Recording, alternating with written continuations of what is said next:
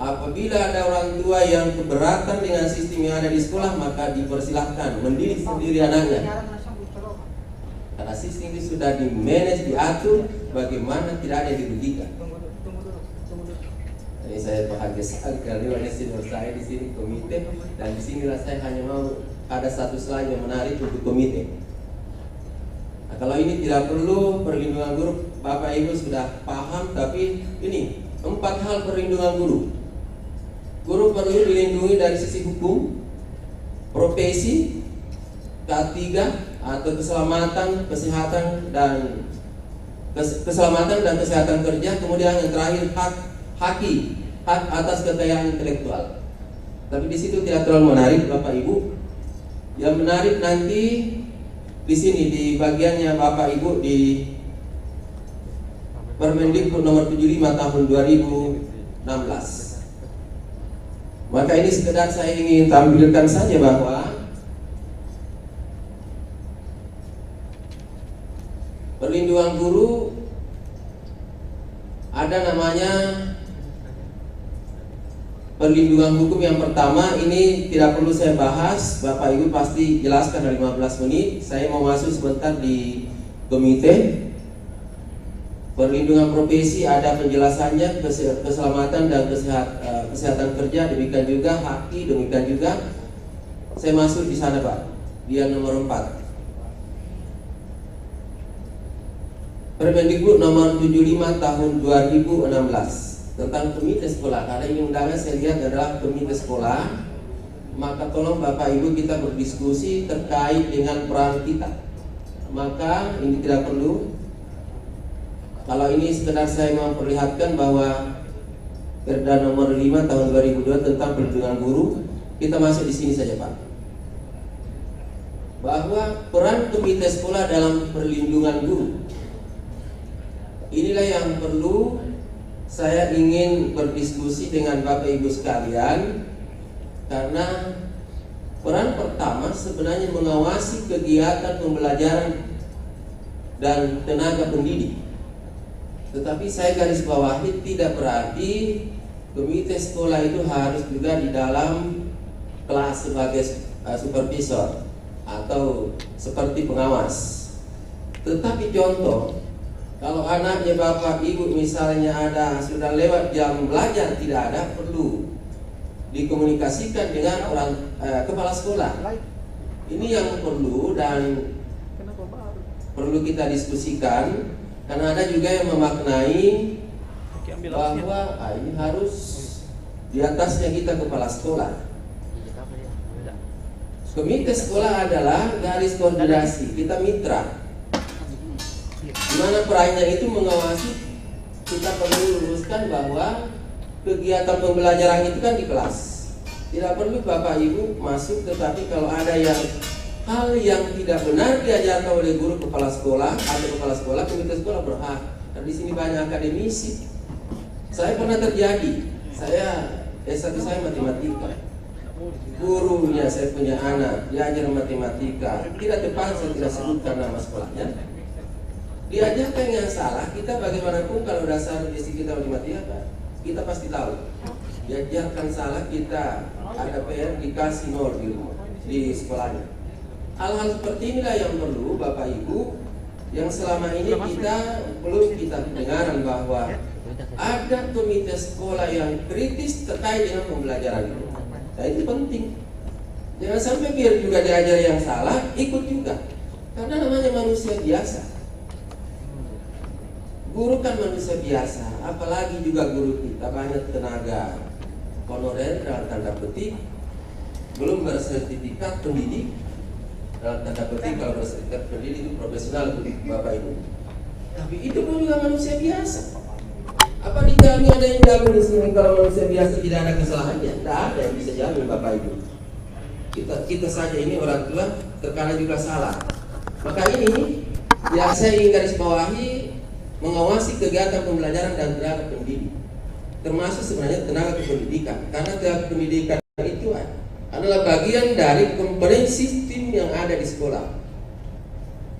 Harus memfasilitasi. Tapi yang banyak kita, saya kepala sekolah 24 tahun, biasa kita Ya ada komite saya di sini, ya terkadang kita karena sibuk, mereka juga sibuk, nanti mau tanda tangan laporan LPJ baru dipanggil biasa. Ini juga adalah satu bentuk yang perlu kita kembangkan untuk lebih bagus lagi ke depan.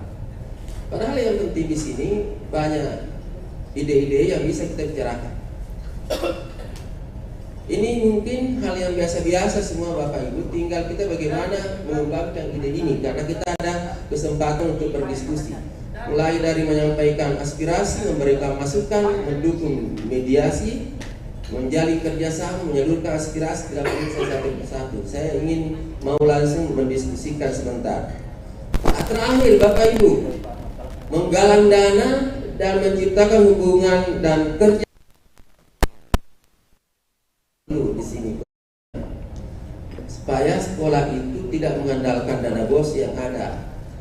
Kalau dana bos yang ada pasti tidak akan cukup menurut ukuran kita, karena banyak kebutuhan sekolah yang tidak masuk dari pedoman pembiayaan atau petunjuk teknis pembiayaan dari dana bos itu. Maka disinilah perannya juga komite. Maka satu hal yang perlu sebagai pengurus komite, ini growth mindset bagi guru kita yang perlu kita kembangkan, supaya tidak terjadi apa yang dikatakan tadi oleh narasumber kita. Kalau growth mindset bagi guru ini berkembang, terbuka, mudah menerima kritik dan masukan, serta yakin bahwa kemampuan akan meningkat melalui kerja keras dan usaha. Di sini yang perlu kita mindset guru kita. Kalau mindset guru kita bahwa kalau bersuara keras saja itu tidak dibenarkan, secara psikologis kita harus kuasai dulu apa yang ada di kelas kita, anak-anak kita. Karena ada anak tidak mau dengan suara keras, ada juga anak senang dengan suara keras. Tapi bagaimana kalau di dalam kelas itu bercampur? Maka memang harus kita bukan orang dulu, guru senior-senior kita ini belajar ilmu jiwa. Ada ilmu jiwanya, sedikit bisa dengar dulu. Jadi setidaknya kita tahu ini anak kalau kita kerasi mungkin tidak kita berhasil. Jadi ini para senior saya pasti sebentar bisa memberikan masukan. Inilah intinya dari komite sekolah. Ini beririsan, berinteraksi di sini. Ini tidak perlu ini. Ini interaksinya di sini, apa namanya? Irisannya di sini. Mohon komite sekolah kita dengan guru kepala sekolah harus terpadu. Harus diberikan pembinaan dalam tanda petik bahwa apa yang diajarkan yang dianggap bagus itu belum tentu semua bisa dianggap baik. Itu garis bawah, di garis bawah di situ. Kalau ini perilaku guru tidak perlu saya tidak perlu saya paparkan, cukup kita paham bahwa guru memang harus punya perilaku yang growth mindset.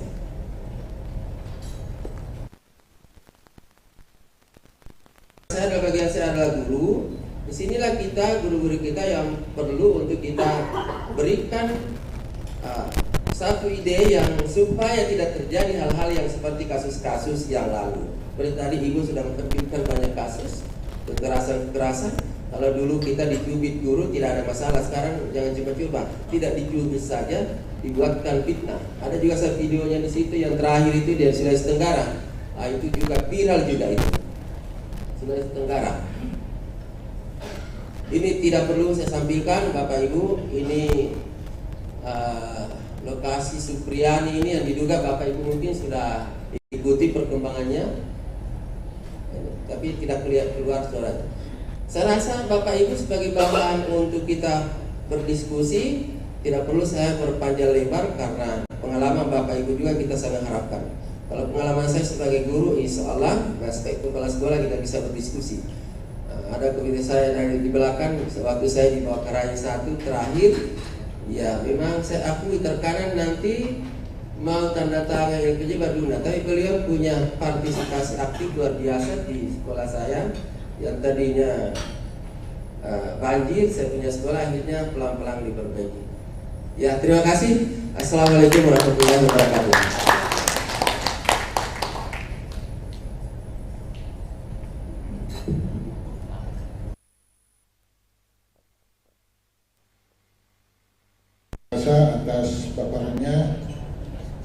kita akan masuk ke sesi diskusi. Mohon nanti bagi yang akan memberikan tanggapan, masukan atau pertanyaan menyebutkan namanya dan dari satuan pendidikan mana. Untuk sesi pertama saya akan membuka kesempatan kepada 3 orang dan tolong disampaikan pertanyaan dan tanggapannya ditujukan kepada narasumber yang mana, apakah yang pertama atau kedua? Iya, terima kasih. Sebentar Pak, saya inventarisasi dulu Pak. Oh izin, saya sampaikan tadi, saya persilakan 3 penanggap. 1, 2, 3, ya, oke. Silakan Pak.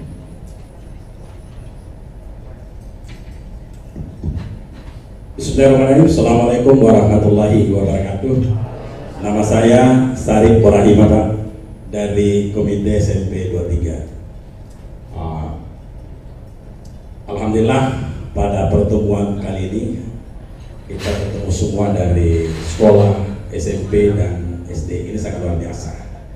Memang belakangan ini kita dihebohkan dengan tindak kekerasan. Lalu pertanyaannya adalah kenapa ini terjadi tindak kekerasan dari tingkat mulai dari sekolah dasar, SMP sampai SMA. Pasti ada yang salah di tahun 80 atau tahun 70. Kita lihat ketika orang yang lahir tahun 70 pasti tidak pernah ada tindak kekerasan seperti begini. Nah, kenapa? Karena di situ sekolah bukan saja mengajar atau guru-guru bukan saja mengajar, tetapi betul-betul guru-guru adalah mendidik dan mengajar. Itu satu dulu pointer. Yang kedua, selamat datang Pak Kadis Pendidikan di acara ini. Terima kasih Pak. Ya, ini Pak Kadis kita ini. Lalu apalagi yang menyebabkan adalah ketika kita ini di sekolah sering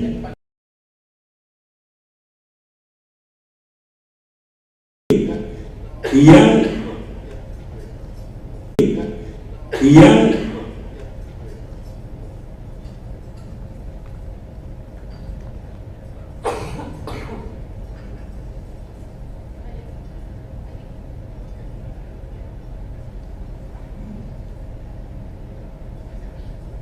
ya, saya lanjut Pak.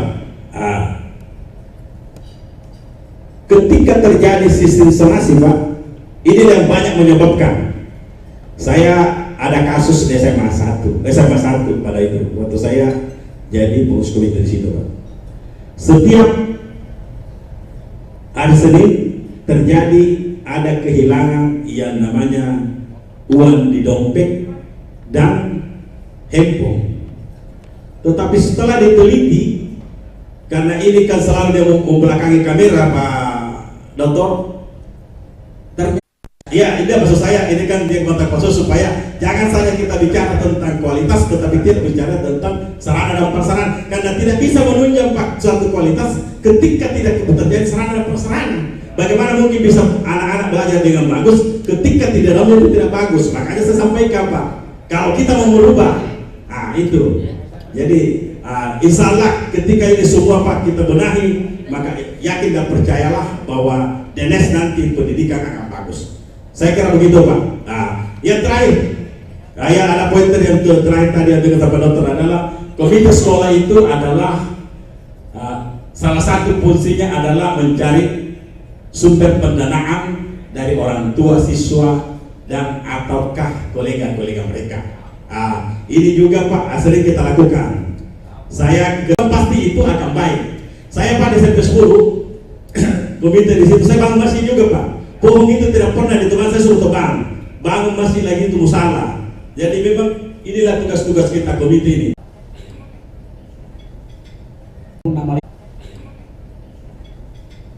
Nama lengkap ya, Arsik Zakaria. Pekerjaan saya dosen fakultas hukum dan advokat Saya ketua komite SMP Negeri 14. Jadi saya masih tenaga edukatif Pak ya. Pendidik, hanya beda pendidikannya.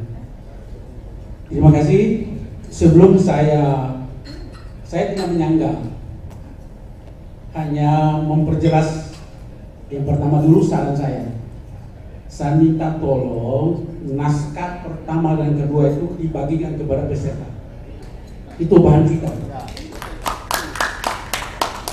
Mohon panitia siapkan naskah itu, fotokopi di apapun dan kami bawa pulang. Dan itu bahan kami nanti sampaikan kepada sekolah dan sebuah pada guru. Tapi polisi karena jahatnya aparat kita, kenapa polisi juga tidak dididik dengan bagus?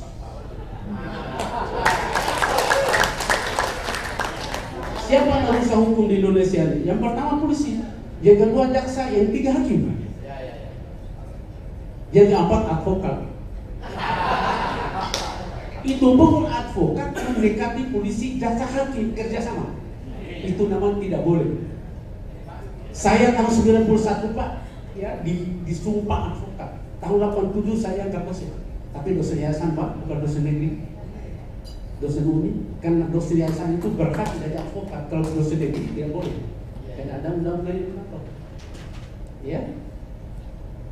Dari kekerasan itu apapun alasannya, pelanggar hukum Pak.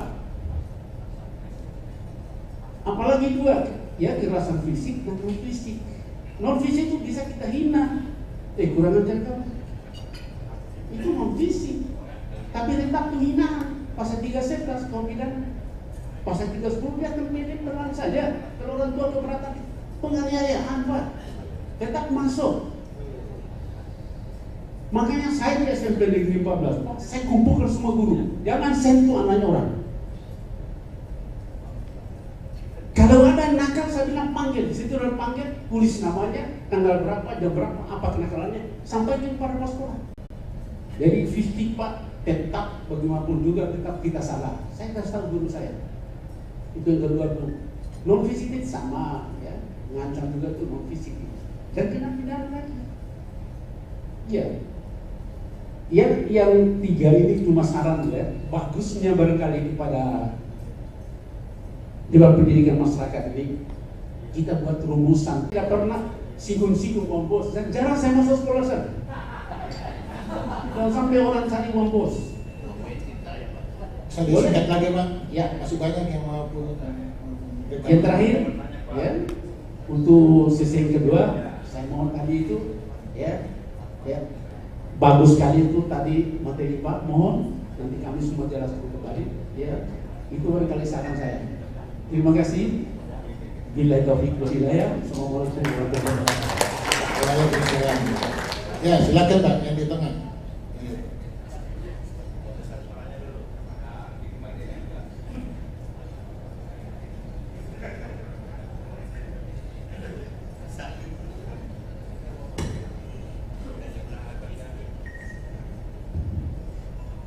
Terima kasih. Assalamualaikum warahmatullahi wabarakatuh.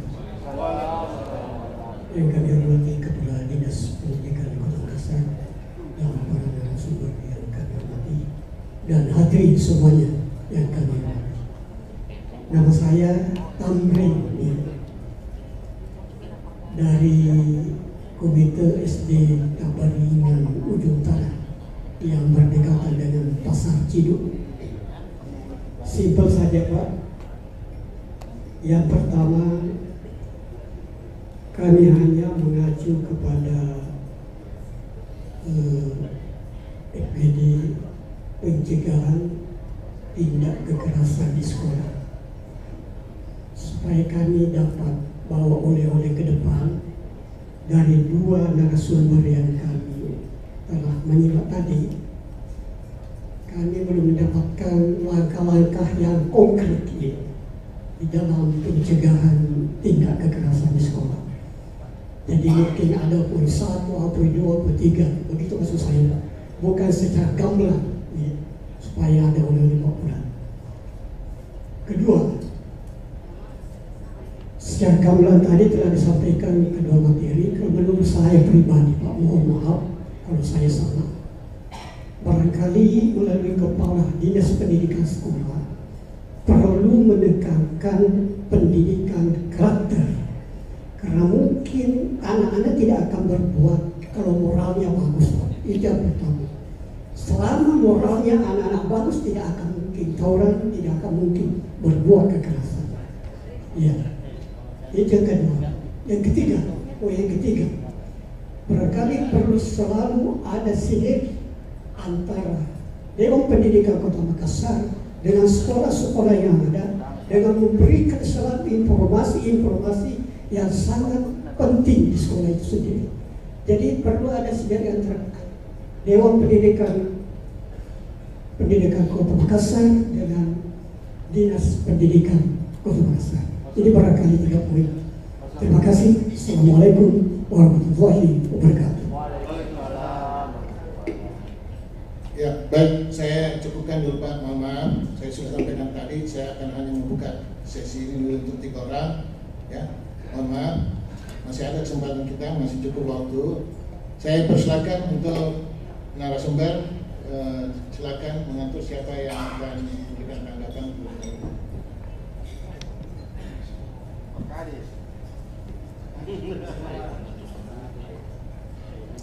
Baik, terima kasih moderator. Assalamualaikum warahmatullahi wabarakatuh.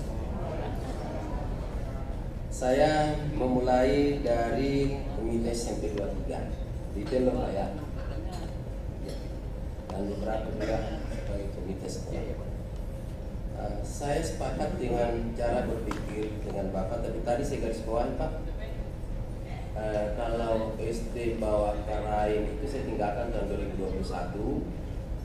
Tetapi kalau Bapak mengatakan itu agak sudah ada sekarang berubah Pak. Jadi SMP Bawah Karain itu sekarang adalah terpilih sekolah inovasi bintang 5. Ada Pak Kadis di sini.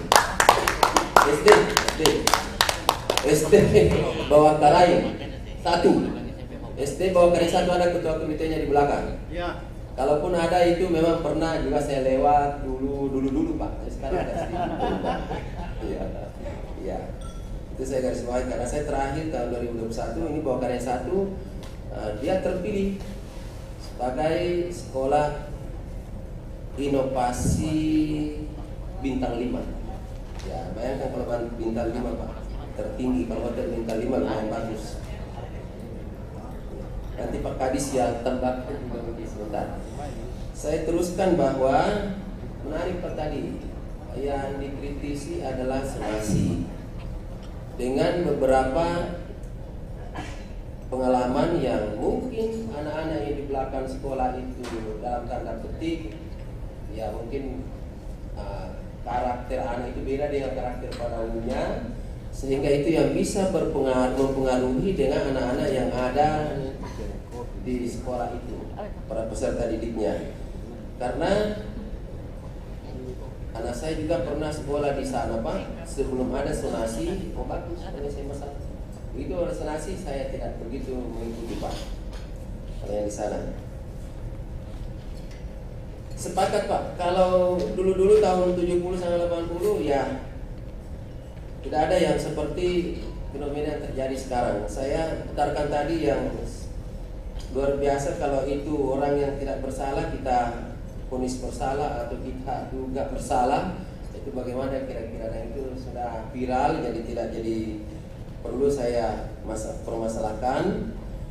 Kemudian saya beralih ke penanya pembicara yang kedua. Saya dengan cara berpikir Bapak saya sepakat Pak, memang perlu kita mengkritisi dalam tanda petik. Itu yang tadi yang menarik Pak, melindungi guru itu Pak. Jarang-jarang ada komite, maaf saja lah ini tanda petik. Biasanya ada pernah kejadian juga justru komitenya bergabung dengan orang tua siswa untuk bagaimana ini orang guru yang mendapat satu sanksi atau bagaimana. Karena ini yang saya pahami, saya pengalaman dari 1997 itu ada saja kasus-kasus seperti itu. Tapi Bapak jangan berhenti Pak, jadi ketua komite hal-hal ini perlu. Kenapa? Guru-guru yang ada di sana Pak pasti tenang bekerja. Nah ini kan maaf saja sekarang dalam tanda petik guru-guru kita ya diharap kalau dia mau keras-keras sedikit, wah khawatirnya nanti dianggap bahwa dia melakukan satu kekerasan. Terbayangkan kalau hanya dengan keras saja, apalagi kalau dicubit. Jadi tadi sudah menyampaikan peran komite sekolah yang saya garis bawahi memang harus banyak berkomunikasi yang intens dalam tanda petik di jadwal. Memang komite sekolah harus komunikasi yang positif dengan warga sekolah, dalam hal ini kepala sekolah. Kenapa itu penting? Karena dari miskomunikasi itulah kita komite sekarang kehilangan informasi. Kepala sekolah juga mungkin sibuk, ada kasus-kasus yang terjadi, sudah viral baru komite tahu. Kan bagusnya itu sebelum viral komite harus tahu.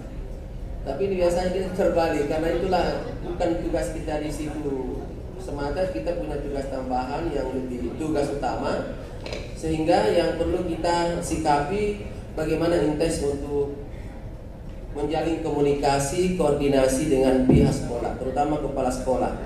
Dan tadi saya sudah menyampaikan bagaimana guru-guru kita ini memang idenya, mindsetnya itu tumbuh, berkembang, mau dikritisi dalam tanda petik, tidak merasa bahwa dikritisi itu dia punya kekurangan, tapi mau untuk pengembangannya. Jadi ini grow mindset guru yang perlu, ini sebagai oleh-oleh untuk ketua komite, supaya guru-guru kita ini lebih cerdas lagi dan tidak kaku dalam tanda petik, tapi dia fleksibel menerima masukan, kritikan. Begitu juga kalau kita mampu sampaikan ke orang tua siswa bahwa hal-hal yang perlu kita libatkan dalam kasus-kasus seperti yang dimaksud Bapak tadi itu baru kita angkat. Tapi kalau tidak bisa dinamaikan di tingkat komite lebih bagus. Tapi banyak-banyak tidak boleh komite langsung ke Kapolres. Saya pernah kasus itu kita mendampingi kepala PGRI di Kapolres. Dan tadi saya lupa sampaikan bahwa PGRI itu sudah MOU dengan Polri. Dalam ini pengurus besar PGRI di Jakarta dengan Kapolri itu sudah ada MOU-nya terkait dengan, nanti kalau Bapak nanti saya bisa kirimkan itu atau bisa di-download itu MOU dari PGRI dengan Kapolri.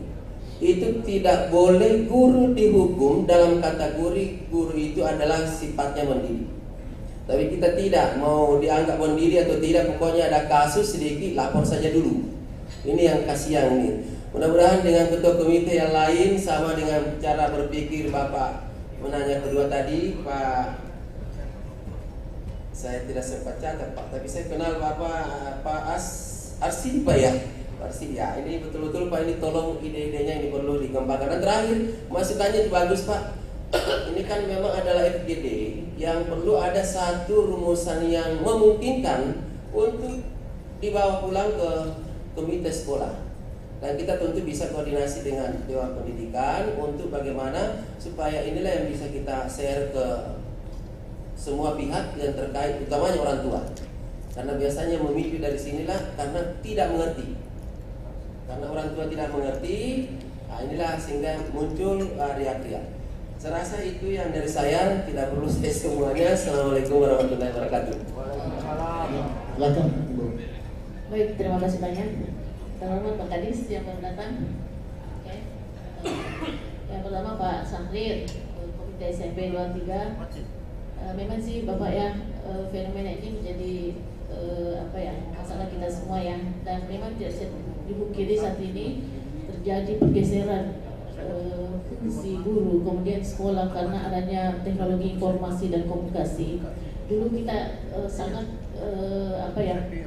behavioristik sekali istilahnya. Apa kata guru itulah yang benar. Tetapi sekarang ini sangat konstruktivistik. Karena itu diberikan kesempatan untuk berkembang sesuai dengan kompetensinya, apa potensi-potensi yang ada dalam dirinya. Sumber belajar itu bukan hanya guru saja, tetapi mereka bisa belajar dari mana saja. Sehingga itu juga tentu saja mengubah seluruh pola-pola yang terjadi. karena itu sebagai motivator dan sebagainya. Dulu itu saya ingat sekali bahwa 1 tambah 1 itu harus 2. Sekarang 1 tambah 1 itu bisa saja bukan 2. Jadi memang terjadi pergeseran itu karena pengaruh globalisasi, Pak, teknologi informasi dan komunikasi, dan membolehkan anak untuk belajar secara mandiri, self-regulated learning, karena memang mereka bisa belajar dari sumber-sumber dari mana saja. Itu mudah sekali, malah hampir sama mereka mendapatkan ilmu itu, kecepatannya hampir sama dengan kecepatan cahaya, karena begitu mereka menulis di ini itu cepat sekali muncul di beranda mereka. Nah, sehingga bisa memungkinkan siswa itu lebih pintar dari guru.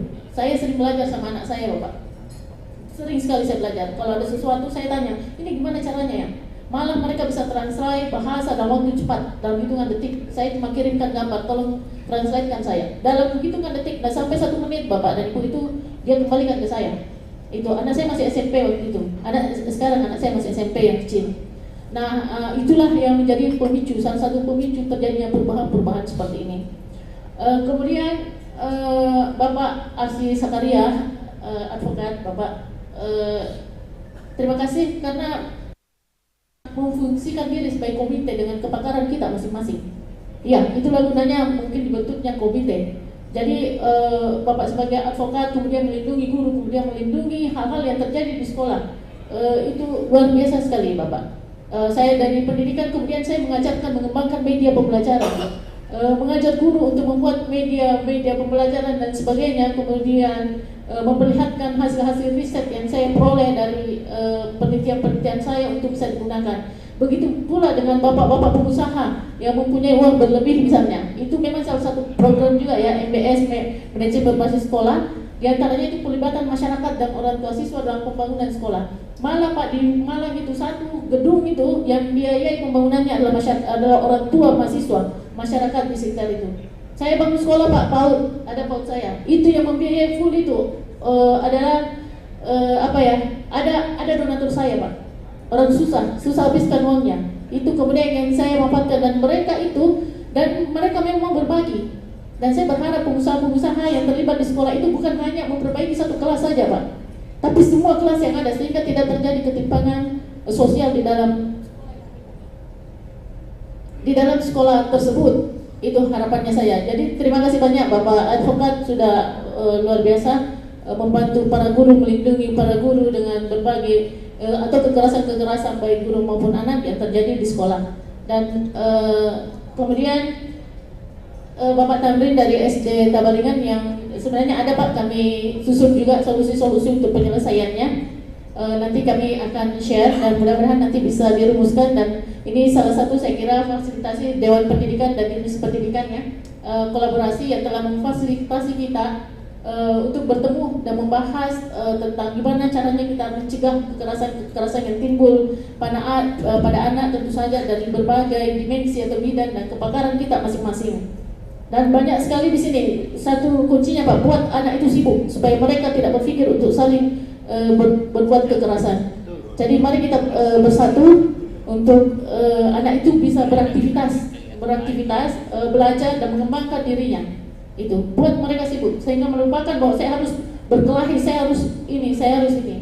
Itu yang harus kita lakukan, tapi tentu saja dengan saling memberikan masukan dengan kepakaran kita masing-masing. Itu saja. Terima kasih banyak, Pak. Warahmatullahi wabarakatuh. Terima kasih, Ibu. Selanjutnya izin, Pak, sebentar. Ini masih ada yang belum tuntas yang disampaikan oleh Pak Tamrin. Mungkin nanti yang akan menjawab ini adalah Pak Kadis Pendidikan, tapi saya ingin menyampaikan terkait apa yang disampaikan oleh Pak Tamrin ini, Pak Kadis. Nanti mohon penjelasan Pak Kadis terkait dengan kebijakan yang mungkin telah dilakukan oleh Dinas Pendidikan terkait dengan implementasi Perda nomor 5 tahun 2022, karena itu menyangkut perlindungan guru yang salah satunya adalah mengamanahkan dibentuknya UPPG, Unit Pelayanan Perlindungan Guru, yang sampai saat ini perwalinya belum keluar. Itu yang pertama. Kemudian yang kedua, Pak Kadis bisa menjelaskan kemudian khususnya ke Pak Tamrin terkait dengan amanah di dalam Permendikbudristek nomor 46 terkait dengan tim pencegahan dan penanganan kekerasan yang juga menjadi amanah harus telah dibentuk paling lambat bulan Agustus tahun 2024. Silakan Pak Kadis.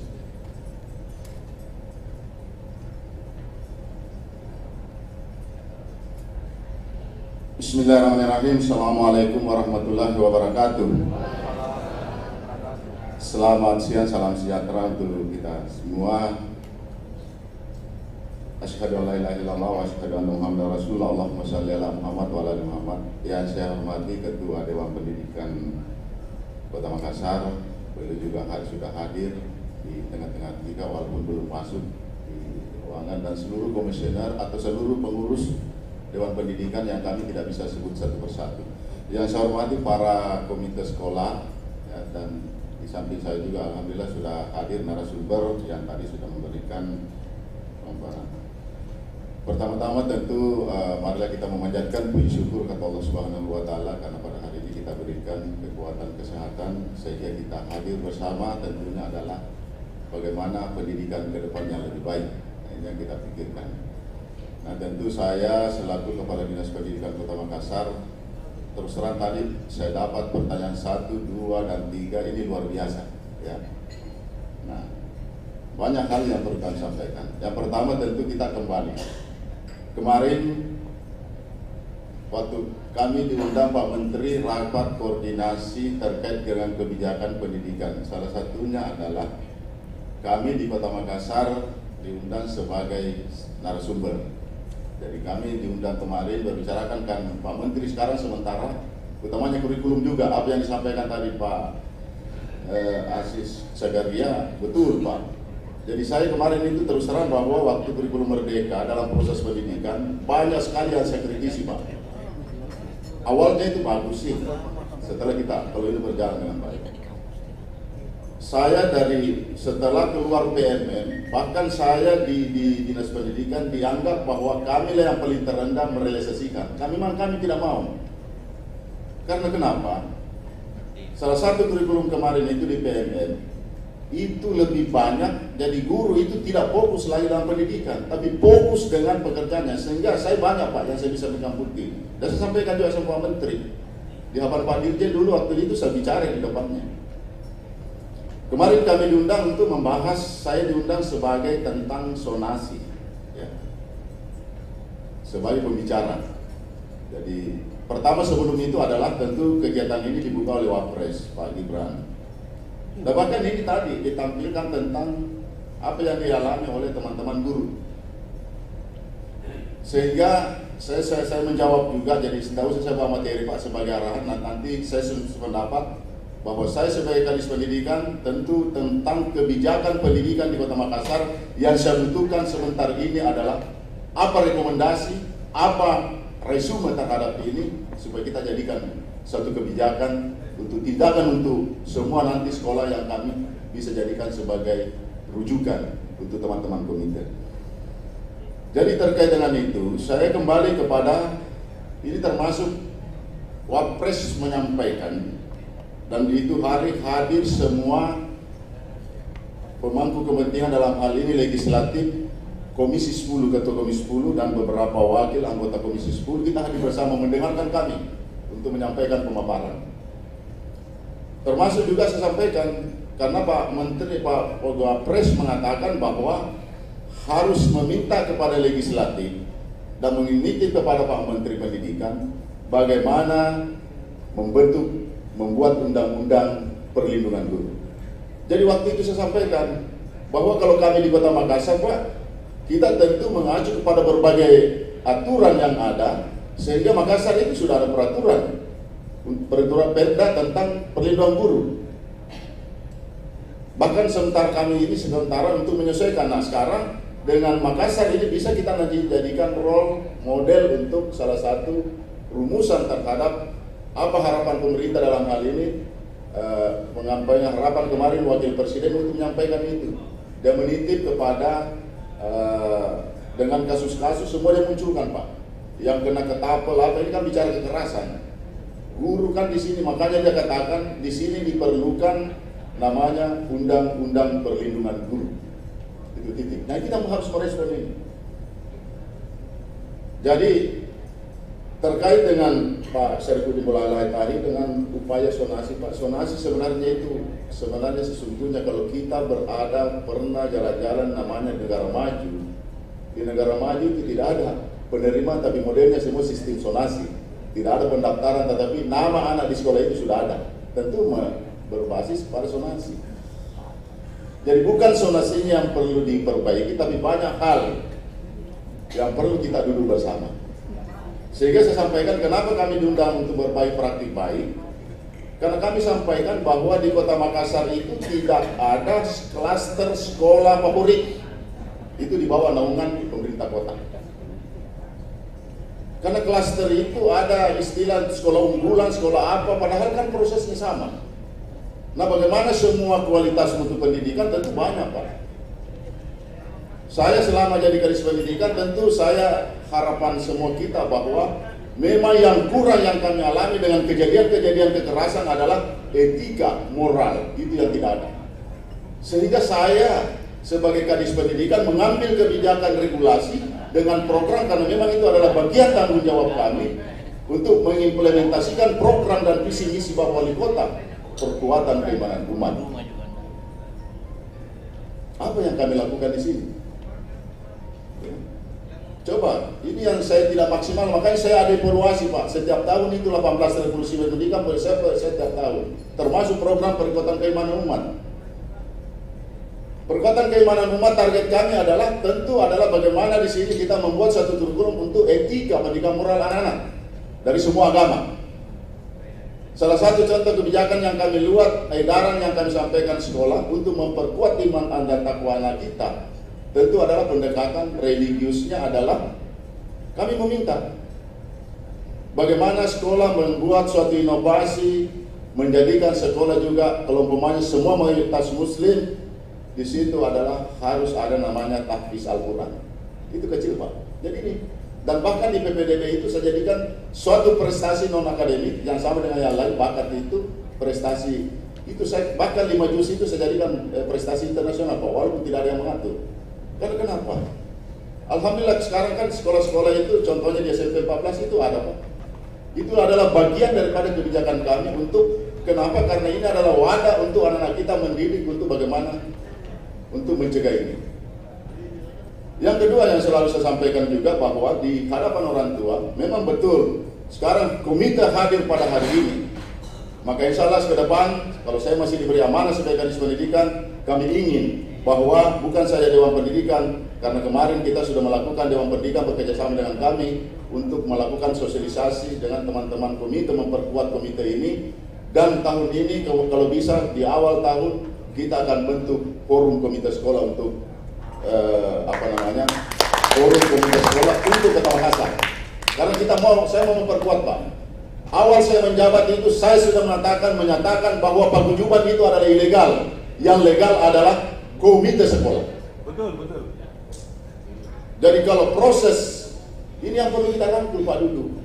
Maka saya sampaikan, kalau ditanya kepala sekolah, saya sudah sampaikan, ayo undang dan buat program, apakah 1 kali 1 tahun, undang orang tua kita duduk bersama.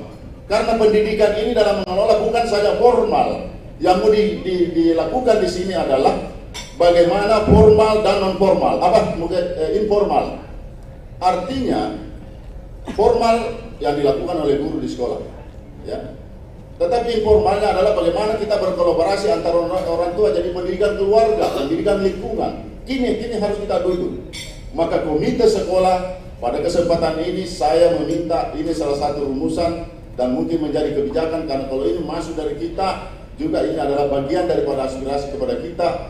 Tentu saya minta nanti kepada kepala sekolah membuat suatu edaran bahwa kepala sekolah harus membuat jadwal apakah pertemuannya 1 kali 3 bulan atau 1 kali 1 bulan, bagaimana komite kita ini membangun komunikasi dengan baik. Jalan yang disampaikan tadi Ibu, saya pernah pengurus komite, Pak, waktu di Mangkura dulu.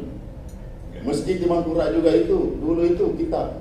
Jadi kita ada dulu subsidi, Pak, masih BP3, ada subsidi kita pakai. Karena kita mendata semua anak yang mampu dengan yang mampu dan tidak mampu, dan orang yang punya kerja. Baru cara modelnya dulu kita sampaikan bahwa yang memberikan bantuan itu kepada anak-anak ini, langsung dia menyerahkan, jadi tersentuh langsung Pak, jadi transparansi dalam hal ini. Ya, Pak Kades, ditahan dulu, jangan Bapak. iya. Ya, karena masih ada beberapa komitenya yang kita perlu dengarkan tanggapan mereka. Bapak tadi mengatakan perlu banyak informasi dari komite, makanya kita buka untuk sesi berikutnya. Itu dulu Pak, kenapa ya? Jawab pertanyaan. Bapak masih bicara sebentar Pak, karena kesempatan ini akan digunakan dengan baik oleh komite karena Kadis Pendidikan hadir. Baik, sebentar, saya mohon izin Pak, saya kasih ke belakang dulu tadi karena sudah ada di depan. Ya silakan Pak, di tengah Bapak, 1, 2 belakang, 2, 3, ya. Baik, sebentar Pak. Ya silakan Pak, yang tengah dulu.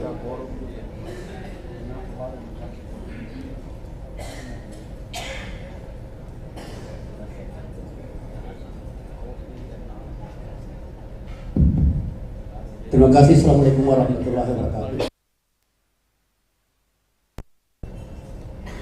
Harus berdiri. Ya, perkenalkan, nama saya Pak Nurdin dari Komite SD Balambaru 1. Yang saya mau sampaikan pertama, ini kita berbicara tentang kekerasan ya. Nah, kalau kita bicara kekerasan berarti ada yang keras, ya apakah itu keras kepala, itu dan lain-lain. Yang pertama itu kekerasan yang terjadi adalah kekerasan guru kepada anak, ada orang tua kepada anak juga biasa masuk, dan ada orang tua ke guru, guru ke anak. Ini dulu yang perlu diketahui.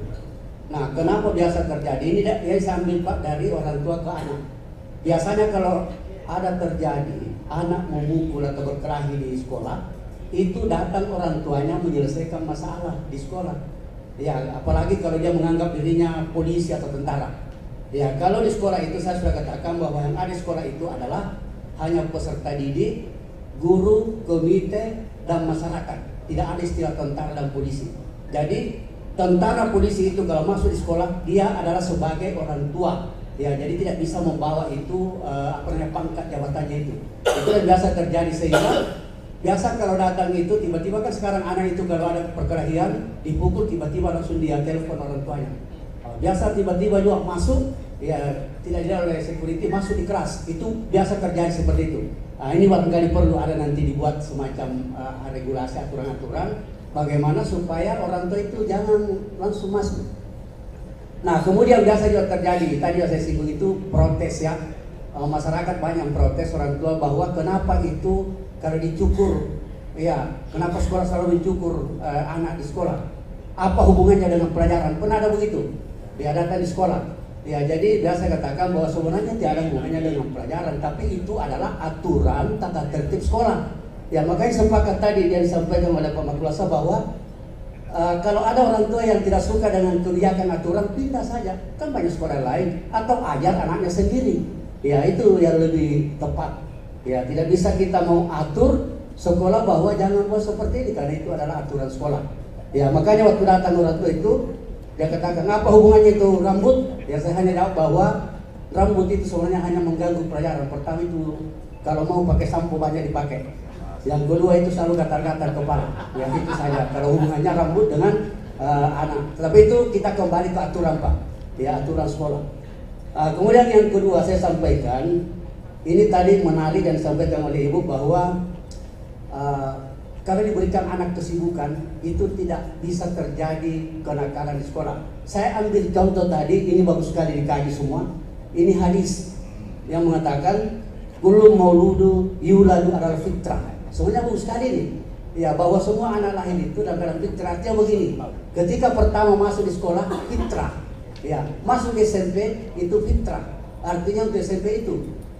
Nah, kenapa bisa nakal? Saya juga sampaikan bahwa terjadinya kenakalan itu pertama. Apa yang ditanyakan Pak? Banyak-banyak. Pokok masalahnya ditanyakan. pokok permasalahannya Pak yang ditanyakan. Ya ini masalah ini. Bermasalah juga ini. Baik ini. Ya. Ya, kita dengarkan. Ya, jadi kita berbicara ini adalah kenakalan. Ya, kenakalan. Kenapa terjadi kenakalan? Pak, ini perlu barangkali narasumber juga dengarkan. Karena ini pengalaman sebenarnya. Saya ini sebagai ketua komite, kebetulan jiwa saya kepala sekolah. Ya, jadi rangkap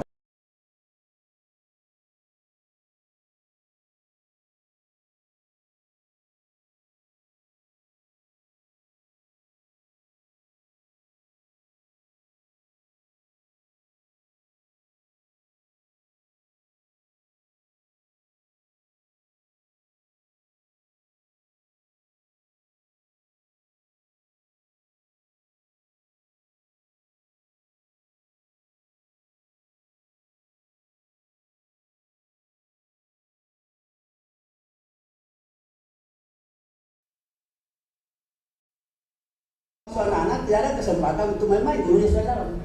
Nah, kita memang beda di sini. Biasa sudah di bel, gurunya masih di kantor.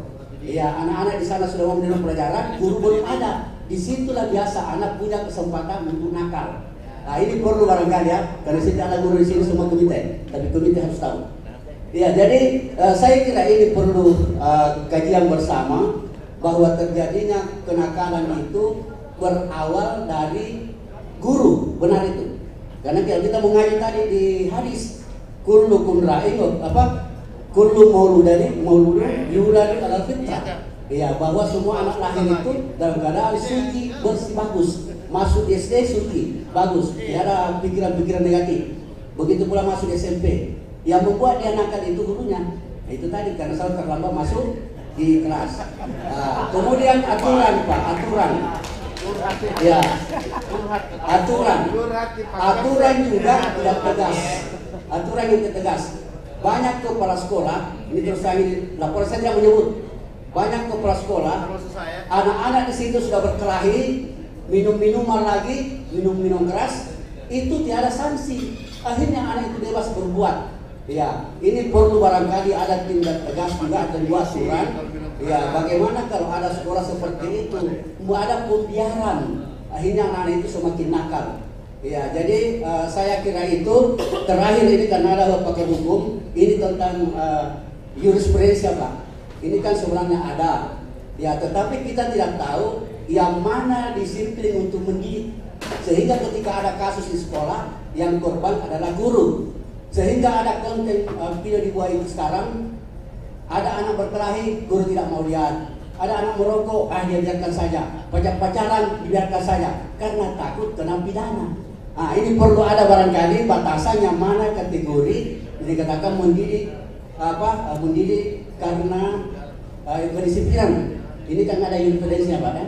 Ya, tapi iya, saya kira hanya tiga. Terima kasih. Assalamualaikum warahmatullahi wabarakatuh. Iya, silakan Pak, silakan. Silakan.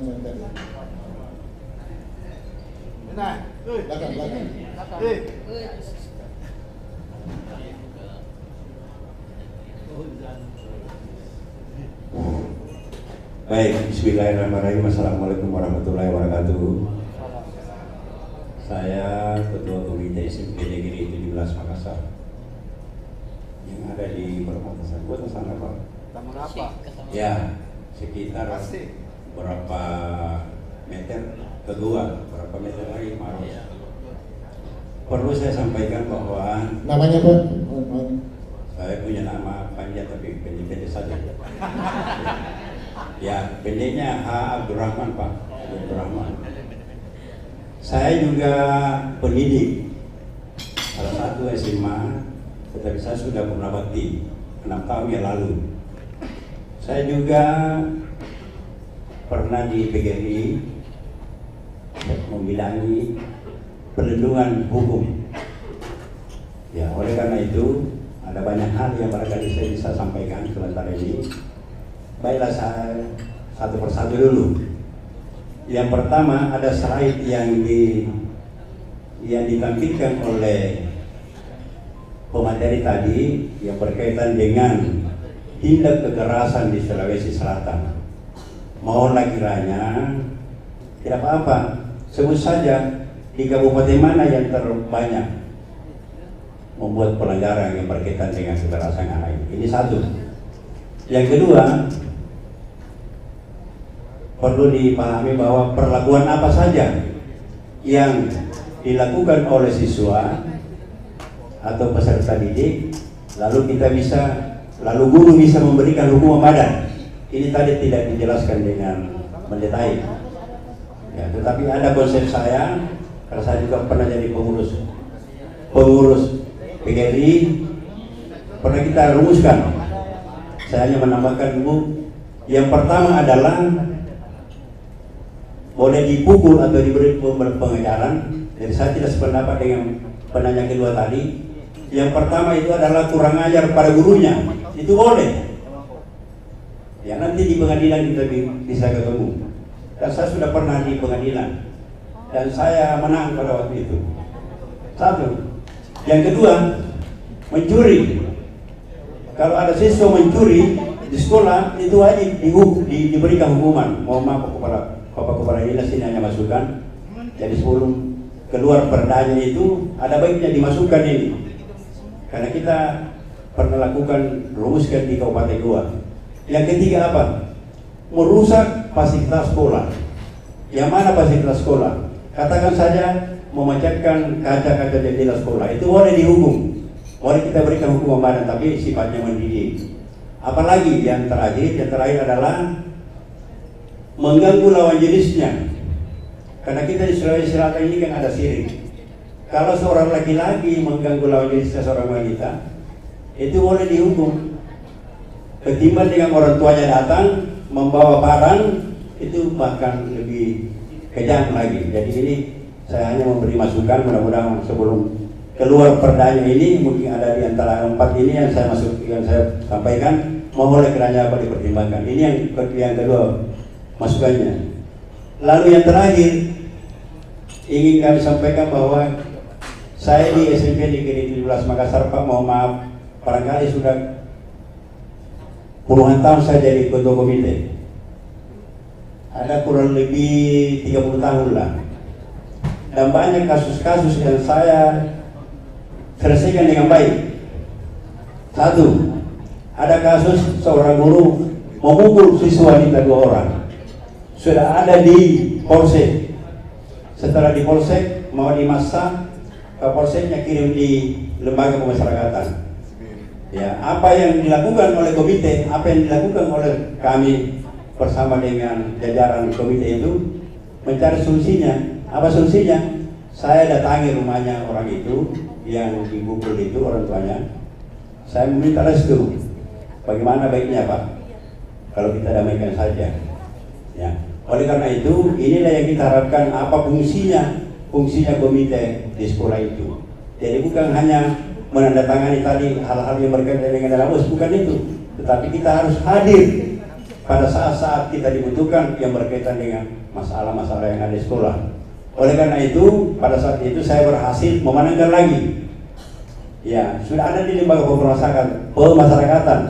Saya suruh Pak Kapolsek mau lagi-lagi ditarik itu kembali.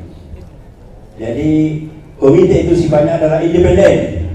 Yang dimaksud dengan independen itu adalah kita tidak memihak kepada kepala sekolah dan juga tidak kita memihak kepada orang tua siswa atau siswa. Itu kira-kira seperti itu.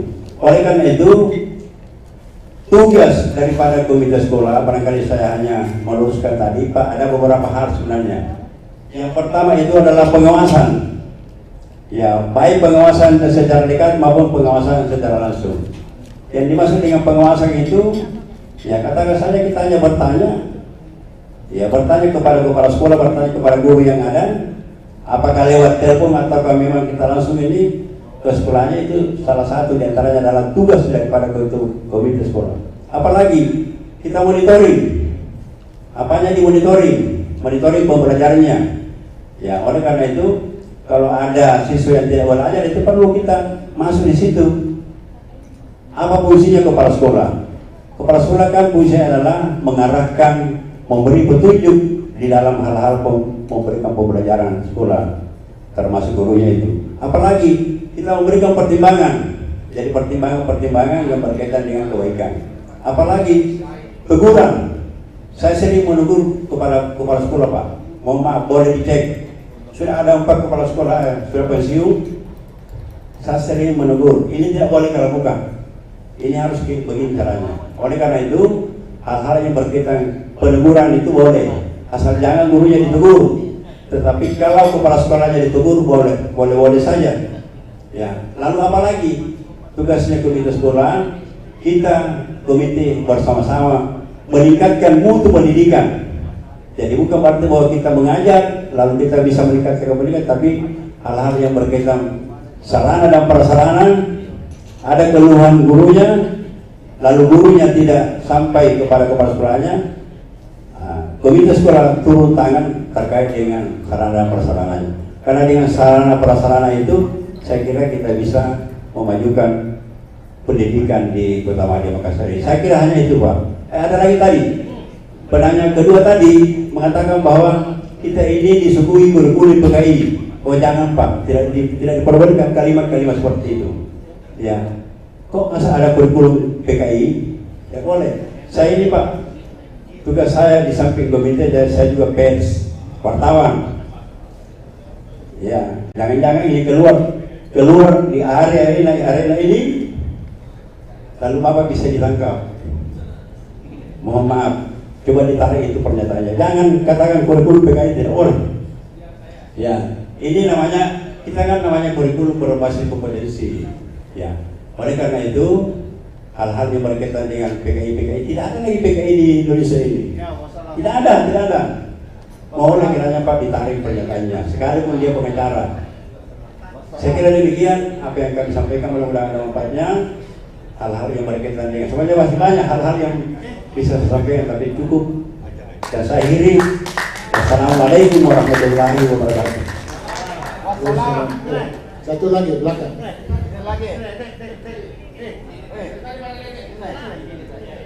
Yang pakai soplok.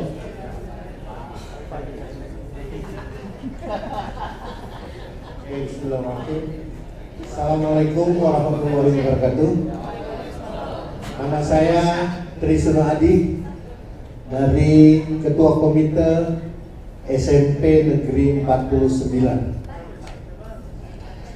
Di sini saya hanya sampaikan kepada Dewan Pendidikan bahwasanya apapun yang dipaparkan oleh narasumber perlu saya ulangi kembali dari pertanyaan tadi yang Bapak nomor 2 itu. Adakan naskah dibagikan pada ketua komite supaya jadi bahan pertimbangan kita menyampaikan ke kepala sekolah dan guru-guru bahwasanya kita sudah pernah mengikuti pertemuan dari Dinas Dewan Pendidikan Kota Makassar. Saya sering ikuti daripada pertemuan-pertemuan ini, walaupun di SMP 1 pada waktu itu juga saya sampaikan yang terhormat Dewan Pendidikan bahwasanya perlu diadakan anggaran dasar dan anggaran rumah tangga untuk ketua komite supaya mereka betul-betul memegang teguh aturan itu apapun yang dia jalankan. Terus terang aja, sampai sekarang saya belum dapati itu aturan anggaran dasar rumah tangga. Ya saya belum, terus terang aja. Jadi saya juga mohon pada ketua-ketua komite barangkali perlu adakan koordinasi, bikin forum WhatsApp supaya kita bisa saling kontak kalau ada pertemuan-pertemuan gini, apapun yang dibicarakan itu yang kita wakilkan untuk membicarakan hal-hal yang tersebut.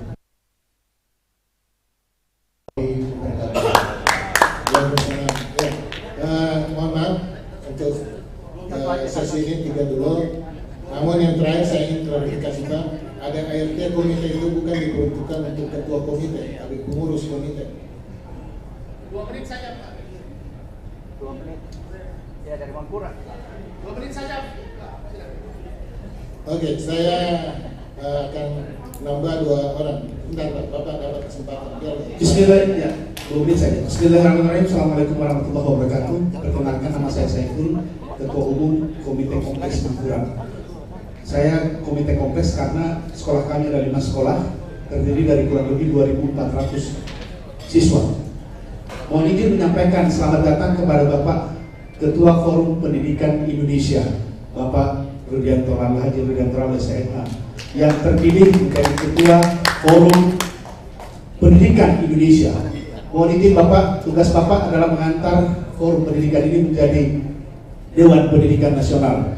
Harapan kami itu adalah mitranya dari Kementerian Pendidikan. Yang terhormat Bapak Kadis Pendidikan, beliau inilah dengan Ketua Komite yang membantu kami sampai kami punya panggung seni, Pak. Terima kasih sekali lagi. Itu semua berkat bantuan daripada Kadis Pendidikan dan Dewan Pendidikan yang sebelumnya tidak pernah kami dapatkan sumbangan. Ternyata dengan izin beliau kami bisa membuat. Kalau mengenai perlindungan guru, Pak, sederhana sederhana sekali. Bapak Kadis Pendidikan tinggal bikin surat edaran atau surat keputusan, guru tidak boleh menyentuh anak-anak peserta didik. Selesai. Guru tidak akan berani. Kapan ku sentuh anak, siswa pasti pasti tindak kok.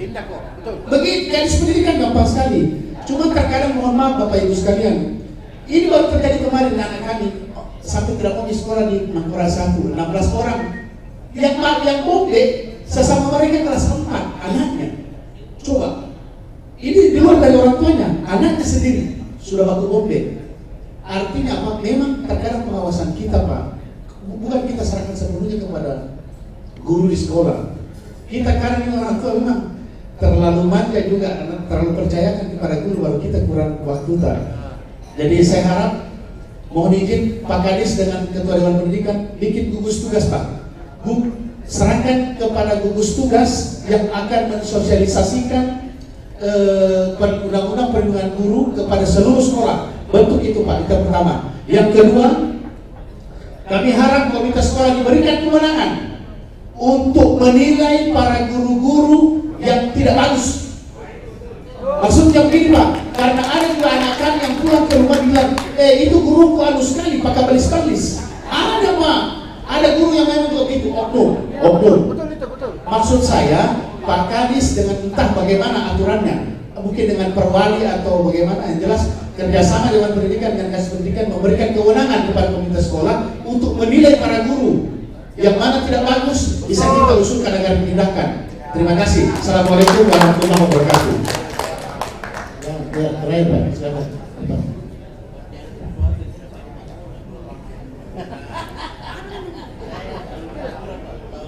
Baik, assalamualaikum warahmatullahi wabarakatuh. Saya dari tadi ini soal terakhir saya apa. Yang pertama, saran dulu Pak Kadis. Namanya Pak? Nama saya Andi Swardan, Ketua Komite SD Impres 1 Minasau, Pak. Ya, di sana 2 sekolah, Pak. Yang pertama saran saya ke Pak Kadis, sebaiknya ada namanya buku saku komite dan guru, Pak, seperti kalian. Saya di kampus sama ini ada namanya buku saku mahasiswa. Nah, ini perlu kan FGD, mungkin perlu masukan-masukan Bapak, sehingga ada terbit namanya buku saku komite dan guru. Nah, satu. Yang kedua itu tentang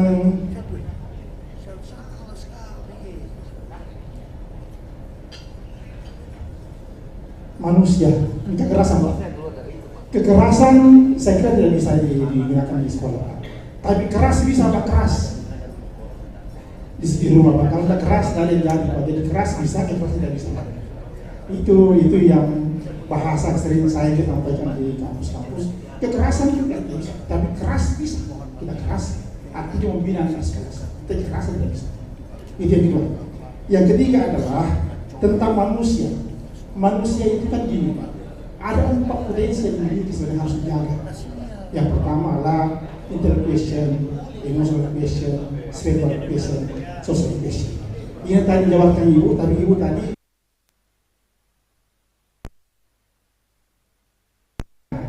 sekarang ini Pak Kadis, maaf ini kondisi sekarang kita ini memang tidak sama waktu kita kecil. Sekarang ini terlalu banyak gangguan-gangguan termasuk HP. Kami dulu Pak kalau lewat di depan guru takut Pak. Sekarang ini mahasiswa tidak seperti itu. Oleh karena itu menurut saya genetik dan lingkungan yang mempengaruhi itu.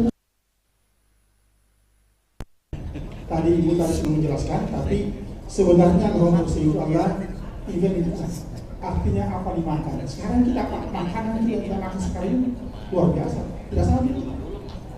Nah, persoalannya sekarang ini adalah bagaimana mengurangi ini adalah, saya kira salah satu insight adalah pendidikan agama Islam Pak. Dulu Pak kami setiap saat naik kelas itu Pak, paling dia punya jamnya adalah mungkin 4 jam, 6 jam, sekarang hanya 2 jam Pak. Ya mungkin barangkali ini saran saya kepada Pak Kadis, kebijakan Pak Kadis kurikulum tentang pendidikan agama Islam perlu dibikin bersama. Kalau tidak Pak, tidak akan mungkin bagus seperti ini.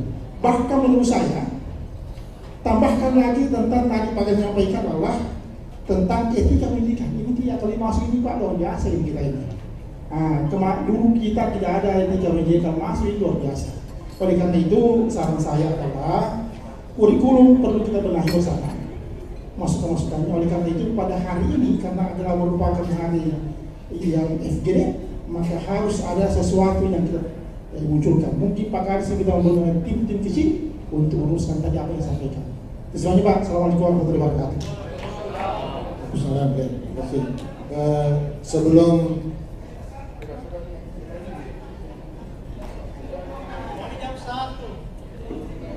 Oke, 1 menit.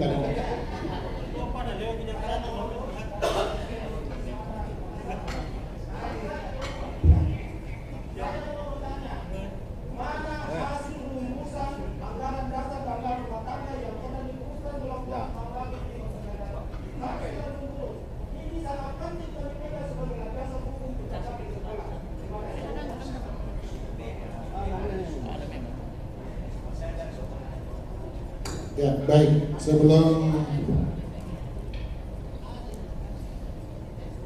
kita mendengarkan tanggapan dari para narasumber, mohon izin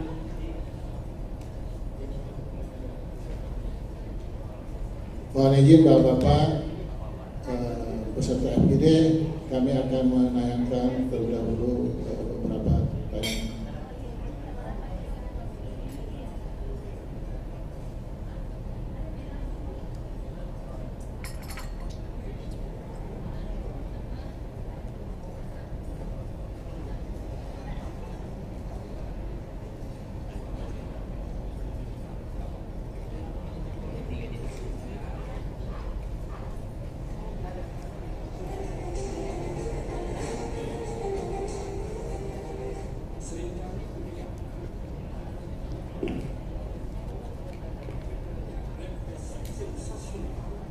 Heboh, luar biasa. Tetapi kadang dalam proses penanganannya, orang-orang yang disebut aktor terlibat, kadang-kadang tersebut bukan luas. Kemarin kita mendengar jaksa di Gunawan berani menuntut bebas. Sejatinya kasus-kasus yang tidak layak disidangkan jaksa tuntut bebas saja Pak. Bagaimana mungkin guru bisa dipidana Pak? Dengan ngapain negara terlibat? Pasti guru ketika ada kontak fisik dengan muridnya tidak ada pasti niatnya untuk menghukum. Padahal sejatinya institusi peradilan itu adalah tempat mencari keadilan, bukan tempat menghukum. Selalu meluruskan dan memurnikan. Dan Pak Rudianto, Pak RJ, Pak, kita memang lagi akan kembangkan lagi soal itu, dan saya mengharap kalau Bapak nanti jadi undang-undang, saya sangat bersyukur.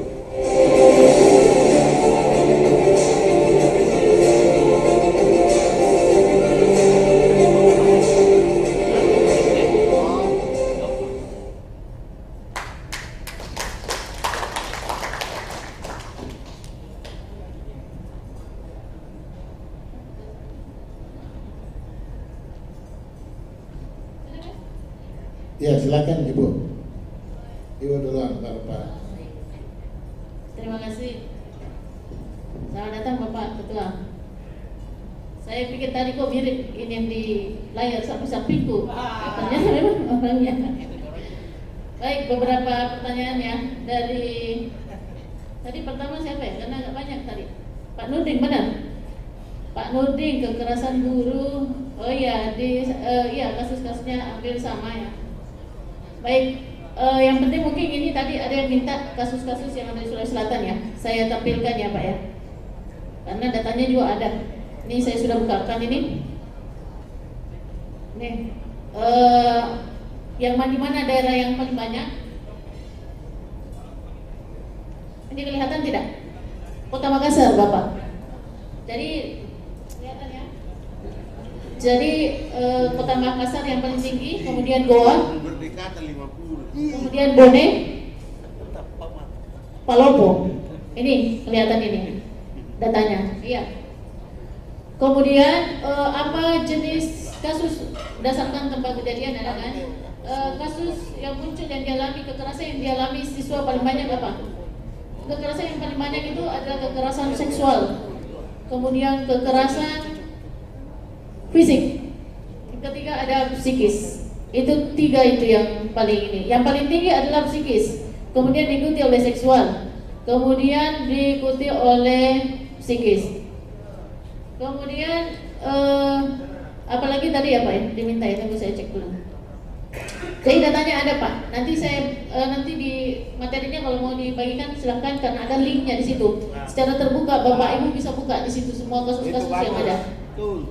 Oke, ada linknya di situ ya. Kemudian ya memang kita tidak bisa memungkiri ya kejadian-kejadian itu sebagaimana yang saya sampaikan tadi bahwa banyak hal yang sumber-sumbernya baik dari orang tua maupun dari siswa maupun dari guru itu sendiri atau pihak sekolah.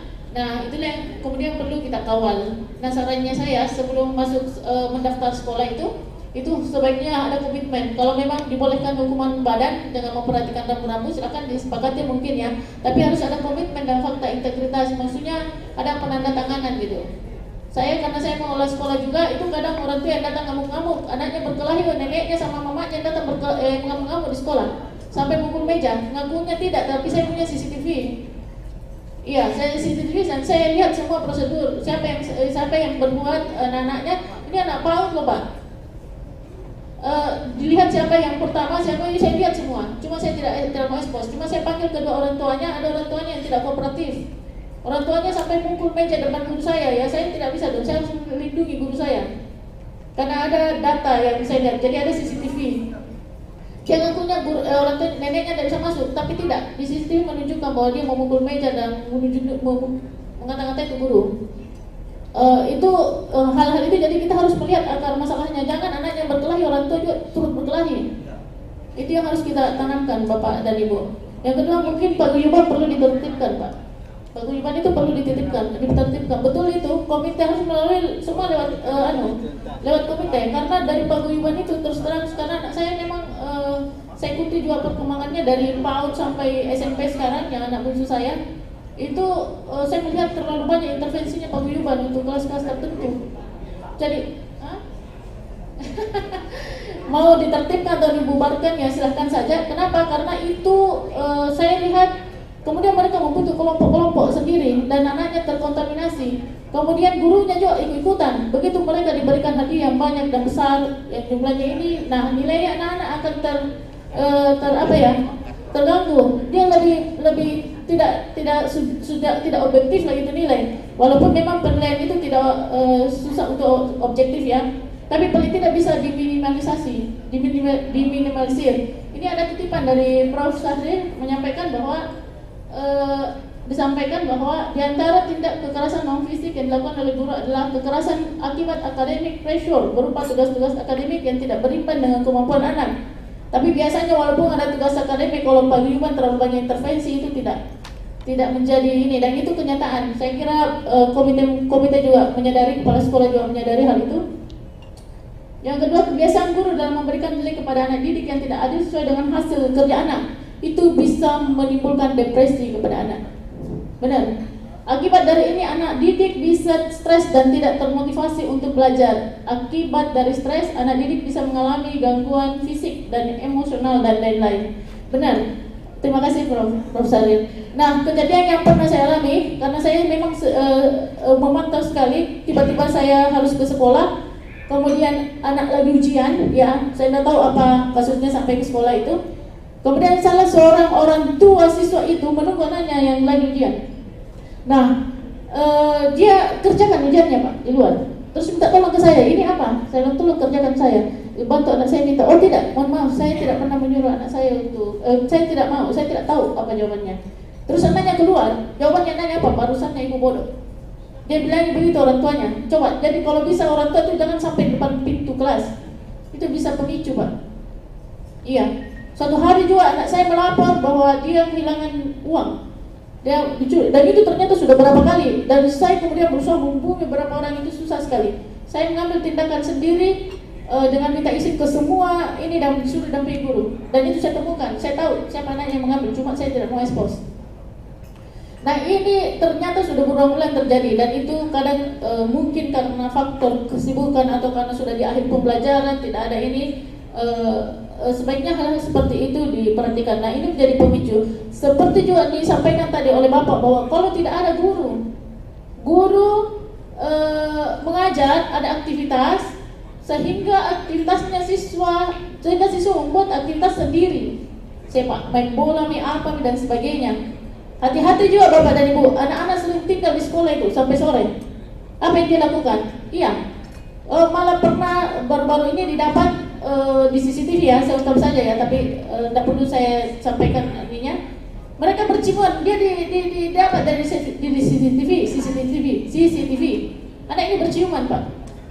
Nah, coba, luar biasa sekali itu kejadian-kejadian. Nah, disitulah kita butuhkan proteksi sebagai guru, orang tua, komite. Kalau memang sudah ada kegiatan, ditutup saja kelasnya misalnya.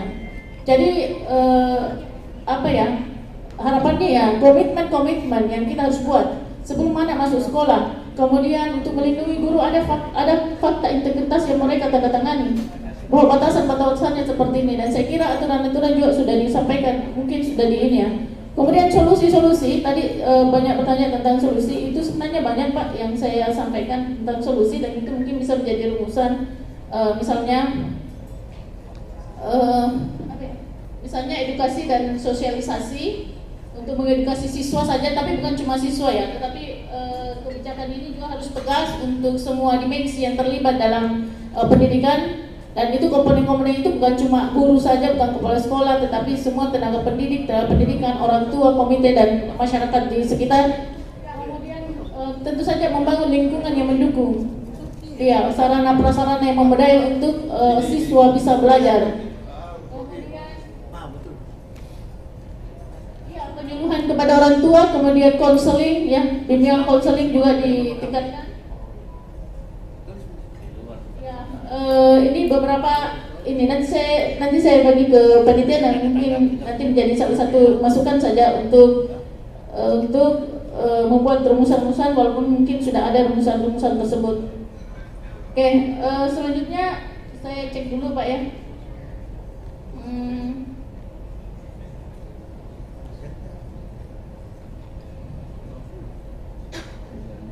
Oke, fungsi komite juga mungkin ya, ada masalah untuk yang urusan sekolah. Nah ini nanti ya Ketua Forum yang Perlindungan Guru buat surat tidak boleh menyentuh, ya silakan saja dibuat dan disepakati dengan syarat bahwa memang disepakati oleh, oh ya tadi juga ada menyinggung tentang kurikulum yang harus dirumuskan. Nah setahu saya kurikulum Merdeka itu, bukan setahu saya memang begitu, itu dirumuskan itu mendatangkan komite Bapak dan Ibu. Karena dalam merumuskan visi dan misinya itu kita komite harus ada di dalam diundang itu komite. Kalau tidak datang, saya pernah melakukan visitasi, tidak datang, memang itu ada, ini kasuistis Pak ya, jangan tersinggung ya, kasuistis. Memang tidak peduli kita undangan itu komite. Nah cuek, padahal itu penting sekali untuk merumuskan ini visi misinya sekolah. Karena kita merumuskan visi misi sekolah berdasarkan diferensiasi apa yang dibutuhkan di situ. Nah, di situ sangat dibutuhkan komite. Jadi kalau ada undangan tak, Bapak komite datang ke Godong, karena dibutuhkan sekali itu masukan tak. Ya tidak Ibu Fatma? Iya. Jadi waktu saya visitasi salah satu sekolah, saya tanya komite, dia bilang saya tidak pernah diundang. Saya telusuri, diundang tapi tidak ada datang nih, tidak peduli kita undangan. Itu, karena kita ini harus melakukan triangulasi data, bukan cuma komitenya ditanya, gurunya, kemudian kita lihat bukti-buktinya, ada tidak? Kita melakukan wawancara. Itu, jadi tabe, Bapak Komite kalau mereka merumuskan visi misinya sekolah datang lalu dibutuhkan sekali, apalagi kalau dari pakar-pakar pendidikan, kemudian ada advokat, ada dari pariwisata dan sebagainya, itu sangat dibutuhkan. Oke. Nah, ini nanti perumusan nanti dinas. Itu saja kayaknya Pak. Terima kasih banyak. Salam. Ya, silakan Pak. Terima kasih moderator. Saya singkat saja karena tadi narasumber pertama sudah menjelaskan. Saya hanya tadi terganggu bahwa yang memicu kekerasan itu adalah dari guru. Jadi saya berharap jangan kita menjustifikasi guru. Itu adalah oknum, karena tidak semua guru juga melakukan hal seperti itu. Jadi saya harus garis bawahi saja. Cerita saya dalam kapasitas sebagai organisasi profesi, bahwa tadi juga sudah disampaikan dengan video itu tidak ada maksud sama sekali, hanya memang yang perlu kita selalu jalin komunikasi. Komite sekolah ini yang harus proaktif dengan kepala sekolah. Seperti tadi kasusnya, betul tadi saya sepakat, karena gurunya terlambat, maka ada ruang untuk anak-anak main. Maka hal-hal itu, kasus-kasus seperti itu yang perlu kita antisipasi. Dan belum tentu juga pemicunya itu adalah guru. Bisa saja juga karena guru ini adalah satu halangan yang di luar kemampuan manusia. Demikian juga kepala sekolah pada saat itu tidak ada di tempat. Jadi permasalahannya itu kita harus mendudukkan di mana benang merahnya untuk menentukan siapa yang bersalah, siapa yang benar. Sehingga pada FGD kali ini memang penting ada, saya sepakat dengan tadi penanya tadi, perlu ada buku saku paling tidak untuk menjadi pedoman untuk kita baca bersama, untuk mengingatkan orang tua, komite, guru. Karena kalau kita sering lihat-lihat baca itu paling tidak kita akan mengingat supaya jangan berulang suatu kejadian-kejadian itu. Nah, jadi itu saja moderator, dan saya harus menyapa Ketua Dewan Pendidikan. Ini masih adalah Sekretaris Dewan Kehormatan Guru Indonesia Kota Makassar sampai saat ini. Jadi beliau itu masih Sekretaris Dewan Kehormatan Guru. Dan alhamdulillah masuk di Senayan Komisi 3 lagi. Jadi kita bersyukur, kita berikan aplaus kepada Ketua Dewan Pendidikan. Itu saja moderator saya sampaikan. Assalamualaikum warahmatullahi wabarakatuh. Waalaikumsalam warahmatullahi wabarakatuh. Terima kasih. Jadi ini kita melihatkan waktu yang pasti bahwa sebagai Kadis Pendidikan Kota Makassar, terima kasih atas kerjasama antara Dewan Pendidikan. Jadi kalau ini kolaborasi Pak sudah, karena antar pemerintah itu, makanya salah satu contoh terbaik Dewan Pendidikan, dan kemarin terpilih beliau Ketua Dewan Pendidikan sebagai Ketua Forum Nasional Dewan Pendidikan itu secara nasional. Jadi yang pertama tentu saya tidak bisa menyampaikan, karena kalau saya sampaikan ini panjang Pak. Biar 1 jam dikasih waktu, saya udah satu-satu, itu panjang. Intinya adalah FGD ini sebagai Kadis Pendidikan tentu kami nanti mendapatkan, karena kebijakan tentang pendidikan di Kota Makassar tentunya lahirnya dari kami. Maka dengan dasar bahwa apa yang menjadi nanti rumusan atau rekomendasi dari FGD, itulah nanti kita rumuskan. Nah, kalau kami merumuskan nanti ini juga, tentu kami juga ada uji publiknya Pak. Dan jangan sampai juga saya menyampaikan nanti secara ini, tentu kita uji lagi kembali. Mungkin ada kegiatan Dewan Pendidikan, kita paparkan apakah yang pernah rekomendasi kita sampaikan, kemudian saya buat regulasi minimal keputusan kepala dinas untuk dipedomani semua teman-teman komite, itu kita bisa terima bersama. Jadi bukan saja ya seperti itu yang kami tunggu, karena kalau saya mau bicara solusi, banyak sekali solusi. Saya berterima kasih Pak dari komite SMP 17, kalau itu yang kita cerita, saya bagian daripada itu. Karena istilahnya kalau dulu itu yang kejadian guru yang di penjara itu yang ditahan di lapas itu, bahkan kepala sekolah itu hari Pak Lasubede takut Pak, karena saya dihubungi oleh Polsek, Pak Kadis salah satu, bukan Pak Kadis waktu itu masih sekretaris, salah satu yang bisa menyelesaikan ini karena neneknya yang keras, sehingga saya perintahkanlah Pak Lasubede untuk ketemu di orang tuanya. Pak awalnya itu takut Pak, dengan mungkin didampingi oleh Bapak, takut sedang datang saja dengan niat yang baik, tidak akan mungkin turuti apa yang diminta oleh gurunya, neneknya, kan itu guru olahraga Pak. Jadi kesimpulannya bahwa dia minta waktu itu harus ada keputusan, satu catatan, guru itu dikasih pindah. Tapi kami mencari solusi. Solusinya adalah saya minta Lasubede itu permintaan, maka besok pagi saya minta Pak Lasubede dan saya izin, kalau tidak salah masih Pak Asmin atau Pak Mamu waktu itu, bukan Pak Asmin, masih Pak Asmin almarhum. Jadi saya minta izin sama Pak Asmin sebagai Kabat TU, karena waktu itu masih Kabat TU, bisa nggak Pak saya buat keputusan ini demi urgensi, sebenarnya tidak ada aturan yang mengatur kewenangan saya. Maka saya buat aturan keputusan bahwa saya panggil itu guru. Jadi waktu saat keputusan untuk diperlihatkan neneknya, jadi keputusan dulu kemarin itu Pak, saya menarik dan menitip guru itu di ruangan saya. Nah, itulah yang dibawa yang dan sebagai jaminan juga, saya bagian daripada jaminan kemarin itu untuk menandatangani jaminan untuk penangguhan. Akhirnya jadi si guru itu pada saat keluar dia langsung datang ke saya langsung minta jangan tinggal di saya tapi cari sekarang sekolah, makanya guru itu mengajar di SMP 40 Pak. Itu saya kasih rekomendasi langsung. Maka pada saat dia ada sekolah didapat, jadi bukan lagi dititip, saya mengurus langsung satu hari untuk SK definitifnya untuk dilakukan, jadi selesai persoalan. Terima kasih Pak, itu salah satu solusi yang kita lakukan, dan ini banyak kejadian. Mohon maaf juga saya evaluasi kepala sekolah perempuan, ya ini banyak juga masukan. Ini yang saya mati, ya saya juga butuh peran komite. Laporan ke saya yang saya tangani ini mau tidak mau saya mengambil kebijakan, ya tentu keputusan. Ada guru kepala sekolah SD, ya suaminya ikut juga di dalam mengatur. Nah, ini ada suaminya Pak, sampai diatur semua, dianu guru, bahkan dia nilai guru lebih parah ini. Padahal tidak pernah, ya makanya saya harus ambil tindakan. Jadi mohon maaf kalau itu saya tegas, kalau sudah pasti lebih bagus, karena ini proses. Ada juga yang mencampuri, nah kali ini bahaya, ini bukan lagi komite yang mencampuri tapi suaminya kepala sekolah. Nah ini bahaya, ini lebih ini yang saya dapat. Jadi banyak persoalan pendidikan, tentu yang intinya adalah saya menjawab tadi dari Minasa Upah, SMP 49 Pak Tri.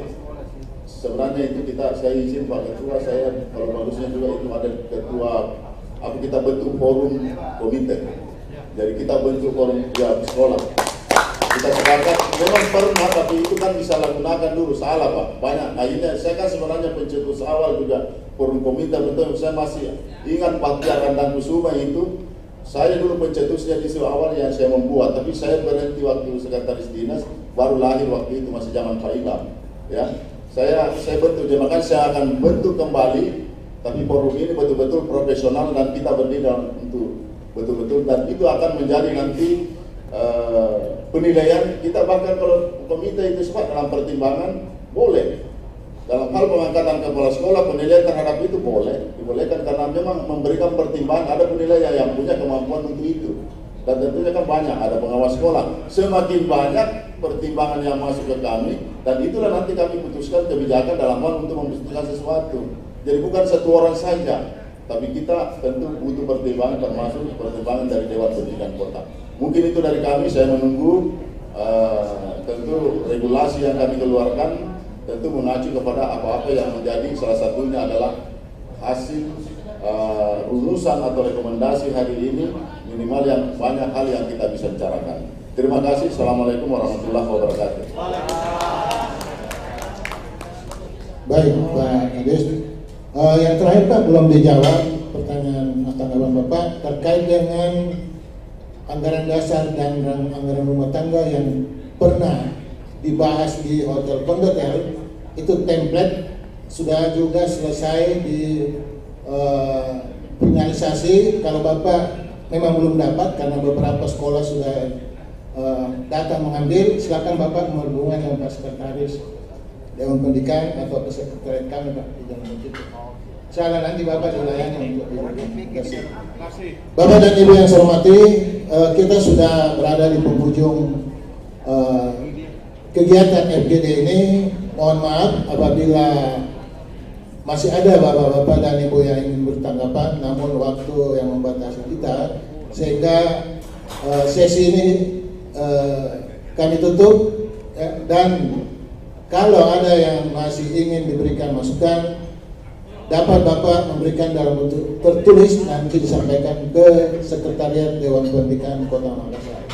Sekira itu dari kami, mohon maaf bila di dalam diskusi ini ada mungkin yang belum terjawab, yang nanti mungkin pada kesempatan lain mudah-mudahan ini bisa diselesaikan. Dan hasil FGD ini akan dibuat dalam bentuk rumusan yang akan menjadi rekomendasi Dewan Pendidikan Kota Makassar kepada Bapak Wali Kota dan ke Dinas Pendidikan. Sekira demikian, terima kasih. Billahi taufiq wal hidayah. Wassalamualaikum warahmatullahi wabarakatuh. Waalaikumsalam. Mohon tidak beranjak Bapak dan Ibu, kita akan melaksanakan penutupan yang akan ditutup oleh Ketua Dewan Pendidikan Kota Makassar.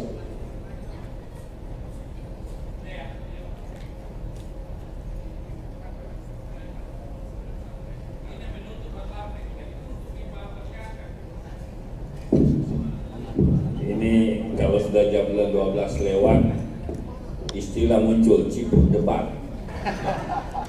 Kalau sudah ciput debat, limpur debu, limpur ibu kuat. Yang terhormat para narasumber kita, ada Pak Kadis Pendidikan yang senantiasa hadir selalu di acara Dewan Pendidikan Kota Makassar. Saya apresiasi khusus dan terima kasih Pak Kadis atas kebersamaan. Selama beliau kepala dinas, tak pernah satu kali pun meninggalkan acara Dewan Pendidikan. Malah ke Dewan Pendidikan yang banyak bolosnya. Terhormat para narasumber, akademisi dari WNM, dari PGRI, Pak Sekretaris, dan para peserta diskusi hari ini yang terdiri dari komite sekolah, SD dan SMP. Cocok Pak ya? Ya. Assalamualaikum warahmatullahi wabarakatuh. Waalaikumsalam. Selamat siang, salam sejahtera untuk kita semua.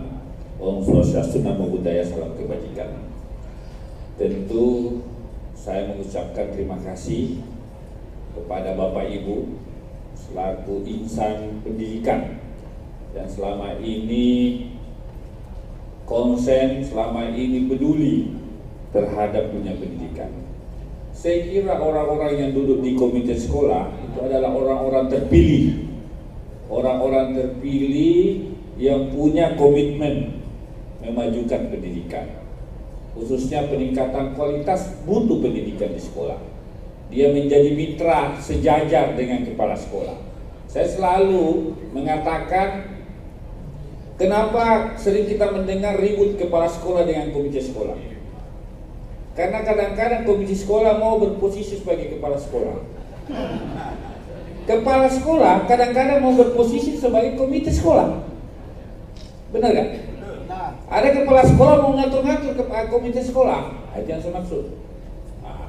Kalau kita tidak menempatkan tupoksinya, pasti akan ribut. Padahal sejatinya komite sekolah dan kepala sekolah sebagai orang nomor 1 di sekolah, dia posisinya kemitraan. Bicara kemitraan berarti berdiri sama tinggi, duduk sama rendah. Dia satu kesatuan yang tidak bisa pisah. Dia harus harmoni, dia harus sinergi, dia harus berkolaborasi. Tujuannya apa? Tujuannya kemajuan pendidikan kita. Betul? Betul. Tema kita hari ini soal kekerasan. Saya paling banyak bicara di DPR. Di media bisa di-searching soal kasus Supriyani yang di Konawe. Itu media mainstream semua. Saya katakan, ngapain negara terlibat ikut-ikut? Tidak ada guru yang mau niatnya memukul sekalipun ada kontak fisik, pasti tidak ada niatnya mensreanya dalam bahasa hukum. Mensreanya, tidak ada mensreanya mau menjahati. Karena guru dan murid itu ibarat orang tua dan anak. Adakah orang tua yang mau menjahati anaknya? Pasti tidak ada. Kalau ada kontak fisik, pasti itu untuk mendisiplinkan. Pasti untuk anaknya baik, bukan untuk nakal misalkan. Nah, memang ini aneh. 10 tahun terakhir ini ada perkembangan perubahan, transformasi perubahan. Kalau dulu saya pernah merasakan semua hukuman dari dulu. Gondrongan dicukur gini, habis itu dicubit Pak berkali-kali. Nakal, ya itulah dinamikanya. Tapi tidak satu pun kita berpikir mau melaporkan guru kita. Sekarang ini murid-murid ini mainnya Pak, baru disiplinkan oleh guru kena kalau ini jelas sedikit, lapor orang tuanya. Orang tuanya keberatan, lapor polisi. Ini kan terjadi kekacauan. Lebih kacau lagi polisi tindak lanjut laporannya. Nah, inilah koreksi bersama kita. Ini semua yang menginisiasi Badan Legislatif DPR kemarin, khususnya komisi yang membidangi pendidikan, mengusulkan rancangan undang-undang perlindungan guru. Saya heran, kok baru diusul rancangan perlindungan guru, di Makassar sudah ada perdanya malah. Iya, rupanya Makassar lebih maju.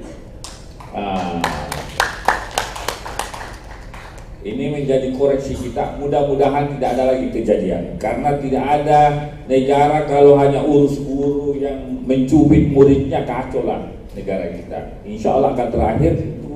Sudah saya sampaikan pada saat rapat kerja dengan Jaksa Agung maupun Kapolri. Yang kedua, Bapak Ibu yang saya sampaikan, tentu tindak kekerasan yang dimanapun institusi, saya kira profesi, pasti ada saja oknum yang kadang-kadang mempermalukan, termasuk di guru sendiri kan. Kejadian Gorontalo itu menampar profesi guru. Saya tidak usah sebutkan apa kejadian di Gorontalo, pasti ibu-ibu, bapak ibu tahu lah. Nah, kita tidak mau. Begitupun di profesi manapun pasti kadang-kadang ada yang oknum-oknum yang menyalahgunakan profesinya. Mudah-mudahan di Kota Makassar itu tidak terjadi. Yang ketiga, karena yang hadir komite sekolah, Pak Kadis, masa jabatan saya sudah mau berakhir sebagai Ketua Dewan Pendidikan Kota Makassar. Ini kalau tidak salah kegiatan terakhir, makanya saya diundang khusus. Pak Ketua harus hadir karena kegiatan terakhir. Menyambung apa yang disampaikan Pak Kepala Dinas Pendidikan, ada forum komite sekolah. Saya minta Pak Kadis, memang seharusnya ada forumnya, supaya ada yang mengkoordinir. Dia jembatan. Kalau sudah ada komite sekolah, forumnya, maka kepengurusan Dewan Pendidikan berikutnya 2025, 2029 atau 2030 sudah harus ada perwakilan dari komite sekolah. Jadi nanti siapa yang dipilih komite sekolah mengusulkan satu nama masuk di Dewan Pendidikan. Karena kepengurusan Dewan Pendidikan itu kalau tidak salah jumlahnya 11 orang. Dari 11 orang ini ada perwakilan dari komite sekolah. Supaya apa? Supaya ada masukan, ada hambatan, ada aspirasi dari bawah, itu bisa dikomunikasikan lebih bagus lagi. Kira-kira begitu Pak Kadis. Jadi kalau Pak Kadis sudah bentuk, tentu kepengurusan Dewan Pendidikan Kota Makassar sudah ada perwakilan dari komite sekolah. Setuju? Terakhir, Bapak Ibu, saya mohon maaf apabila ada salah hilaf selama ini memimpin Dewan Pendidikan Kota Makassar, karena per Januari atau Februari masa jabatan saya sebagai Ketua Dewan Pendidikan akan berakhir. segala rekomendasi, segala formulasi, saran, masukan, pertimbangan dari Dewan Pendidikan senantiasa kami berikan kepada Dinas Pendidikan sebagai instansi teknis. Kenapa Dewan Pendidikan hanya menyarankan, mempertimbangkan? Karena itulah kewenangan Dewan Pendidikan. Tidak boleh saya ketua Dewan Pendidikan seolah mau merangkap jadi kadis pendidikan, Pak. Ngamuk kadis pendidikan. Karena kenapa? Bukan tupoksi saya.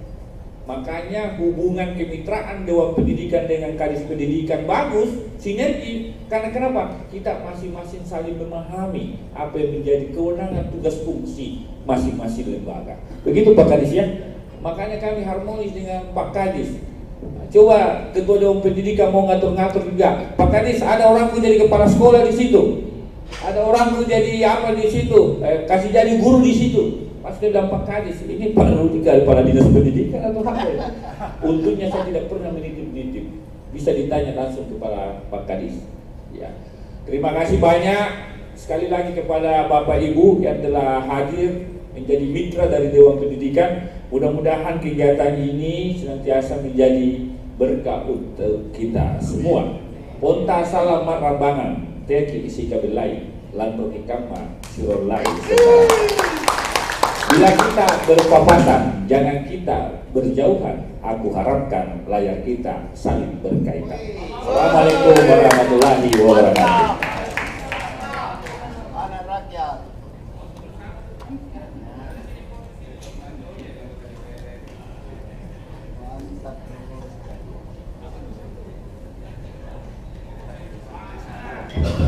Ya, Bapak dan Ibu, kita akan foto bersama untuk kegiatan kita sore siang ini.